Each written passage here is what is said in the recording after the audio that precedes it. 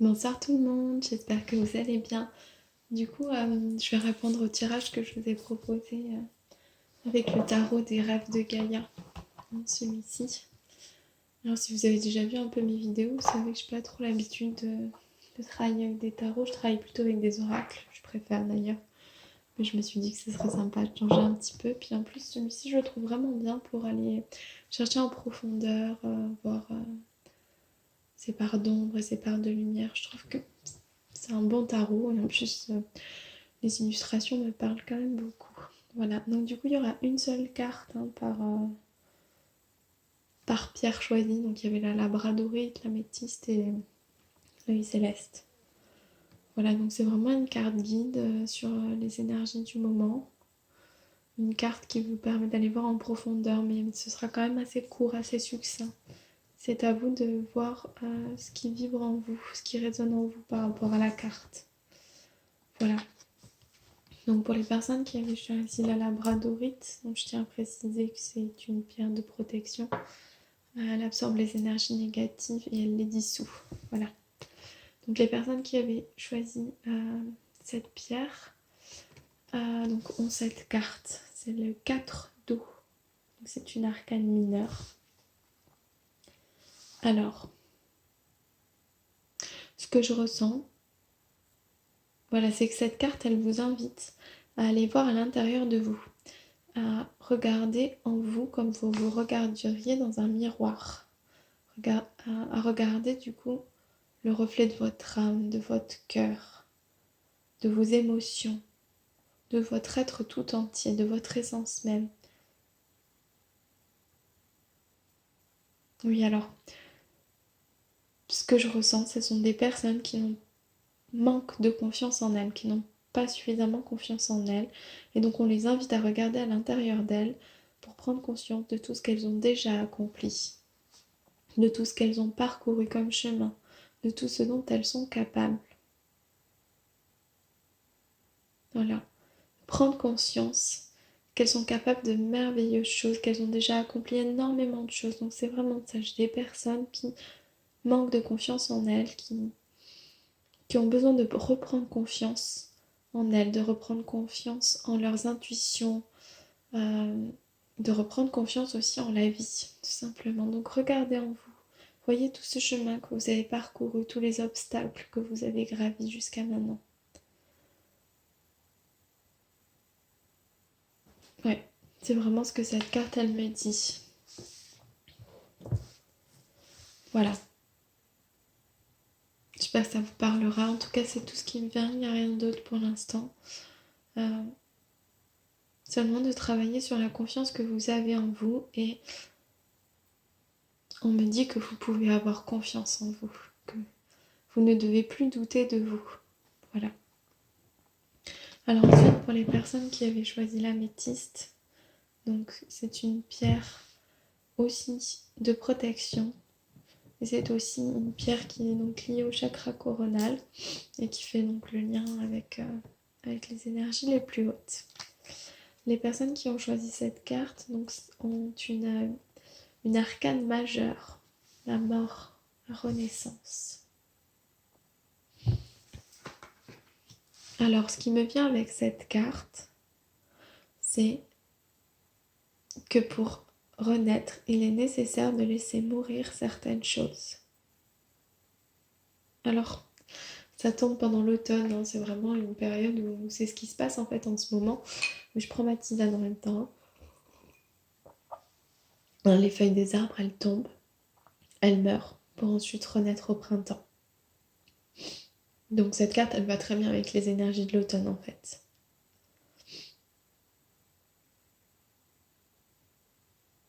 Alors ce qu'on me dit, et ce qui me vient là, c'est vraiment que ce sont des personnes qui,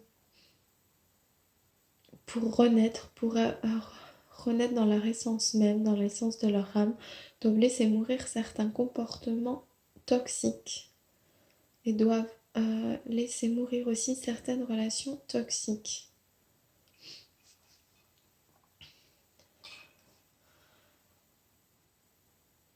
Alors, on me dit que dans les comportements toxiques, ce que je ressens, c'est qu'il y a beaucoup d'addiction.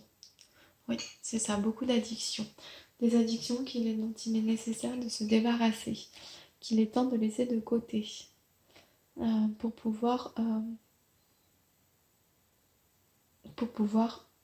être à nouveau entièrement vous. Je tiens à préciser, je sais pas comment dire, mais on n'est pas son addiction. C'est important d'en avoir conscience.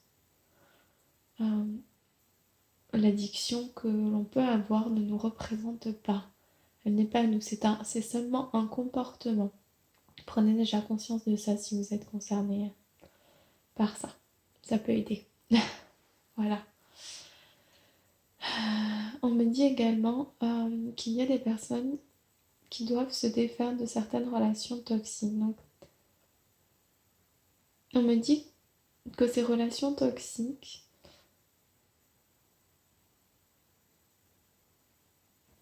viennent de personnes qui ne sont pas mal intentionnées. Ce ne sont pas des personnes qui sont mal intentionnées envers vous.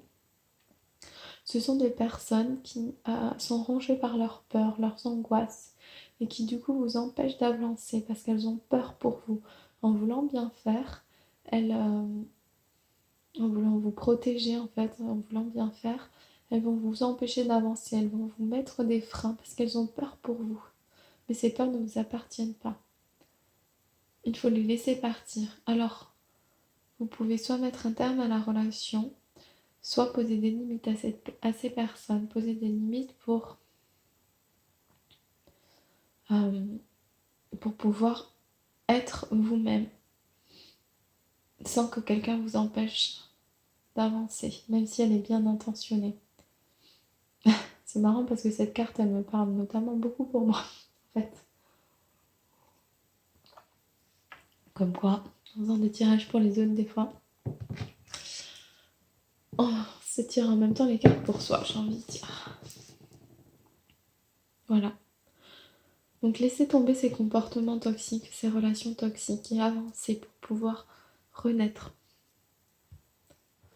Ensuite, pour les personnes qui avaient choisi donc l'œil céleste, l'obsidienne œil céleste, donc c'est aussi une pierre de protection. Hein. Ce soir, je voulais vraiment faire avec des pierres de protection, mais c'est aussi une pierre qui permet de voir en soi et de se débarrasser de toutes les casseroles que l'on traîne.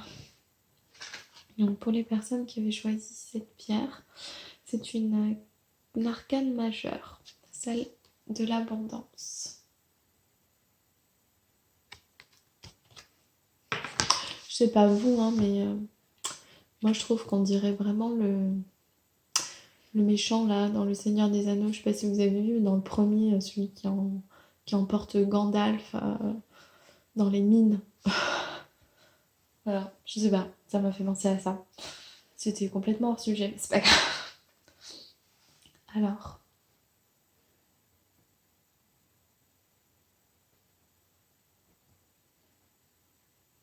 pour moi, il y a des personnes qui attendent l'abondance, qui attendent de recevoir et qui ont l'impression qu'on les a oubliées. Mais elles attendent de recevoir sans donner un retour. Or, pour pouvoir recevoir, il faut déjà donner. Mais donner sans avoir une attente de quelque chose. Donner simplement. Donner de votre temps, donner de votre amour. Et donner sans compter. C'est-à-dire que parfois certaines personnes vont rendre un service par exemple à leurs amis et du coup elles attendent en retour que leurs amis leur rendent service à un moment donné ou à un autre. C'est comme un échange. Or, dans les lois de l'univers, ça ne marche pas comme ça. Il faut donner sans compter, il faut donner sans avoir cette intention de donner pour pouvoir recevoir forcément quelque chose en retour à part égale. Les choses, elles se feront, mais plus vous donnerez sans compter, plus vous recevrez.